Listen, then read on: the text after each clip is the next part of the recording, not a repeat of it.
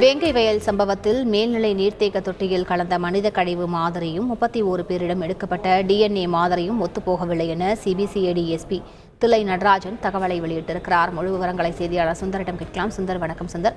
இந்த தகவலின் முழு பின்னணி என்ன சுந்தர்? புதுக்கோட்டை மாவட்டம் வேங்கை வயலில் மேல்நிலை நீர்த்தேக்க தொட்டியில் மனித கழிவு கலந்த விவகாரம் நாட்டையே பெரும் அதிர்ச்சியை ஏற்படுத்தியுள்ளது. இந்த வழக்கு தொடர்பாக சிபிசிஐடி போலீசார் வழக்கு பதிவு செய்து 189 நபர்களிடம் விசாரணை செய்து அவர்களது வாக்குமூலங்களை பெற்றுள்ளனர். இதிலிருந்து ஒரு 31 நபர்களிடம் சிபிசிஐடி போலீசார் சந்தேகப்பட்டு அவர்களுக்கு நீதிமன்ற அனுமதியோடு DNA ரத்த மாதிரி பரிசோதனை புதுக்கோட்டை அரசு மருத்துவக் கல்லூரி மருத்துவமனையில் எடுக்கப்பட்டது. அதன் முடிவுகள் இது பண்ணதற்காக பகுப்பாய்வு மையத்திற்கு அனுப்பப்பட்டிருந்தது.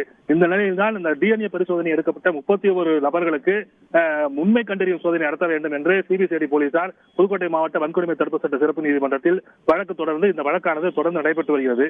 இந்த நிலையில் இன்று காலை நீதிமன்றத்திற்கு மூடி முத்திரையிடப்பட்ட ஒரு கவரில் மாதிரி 31 நபர்களிடம் எடுக்கப்பட்ட ரத்த மாதிரி பரிசோதனை முடிவுகள் வந்துள்ளது.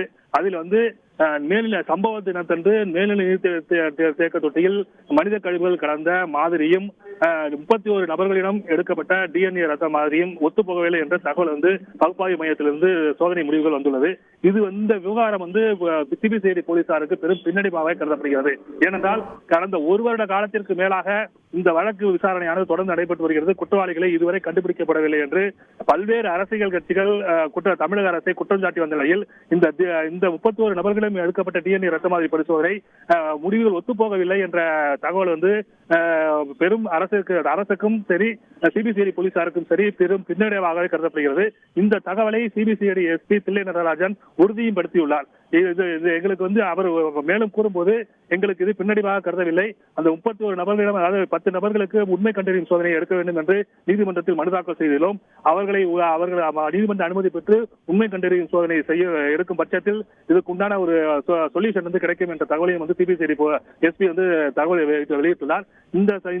அதாவது 31 நபர்களையும் எடுக்கப்பட்ட ரத்த மாதிரி பரிசோதனையும் மனித கழிவுகள் கலந்த மாதிரியும் ஒத்துப்போகவில்லை என்ற தகவல் பெரும் இந்த வழக்கு தொடர்பாக பெரும் பின்னடைவாகவே அரசுக்கும் சரி சிபிசிஐடி போலீசாருக்கும் சரி கருதப்படுகிறது. முழு விவரங்களுக்கு நன்றி சுந்தர்.